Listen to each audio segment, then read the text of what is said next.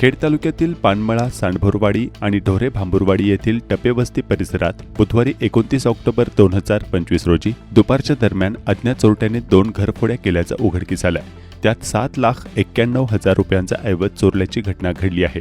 या प्रकरणी खेड पोलीस ठाण्यात गुन्हा दाखल करण्यात आला आहे. पुणे-नाशिक मार्गावर असलेल्या सांडभोरवाडीच्या पानमळा हद्दीत रेखा लक्ष्मण सांडभोर यांच्या घरी झालेल्या चोरीच्या घटनेची पोलिसात तक्रार दिली आहे. फिर्यादीनुसार त्या जवळच्या शेतात कामासाठी गेलेल्या होत्या. या दरम्यान अज्ञात चोरट्याने त्यांच्या घराच्या बाहेरील दरवाजाचे कडी कोयंडा तोडून आतमध्ये प्रवेश केला. यावेळी चोरट्याने 7.5 तोळ्याचे सोन्याचे गंठण आणि अन्य दागिने तसेच 45,000 रुपयांची रोख रक्कम असा एकूण 6,24,000 रुपयांचा ऐवज पळवून नेला. याच दरम्यान व अशाच पद्धतीने ढोरे भांबुरवाडीच्या टपेवस्ती येथील अर्जुन भीमाशंकर गाढवे यांच्या घरातही अज्ञात चोरट्याने प्रवेश करून सोन्याचे दागिने आणि 70,000 रुपयांची रोख रक्कम असा ऐवज लंपास केला.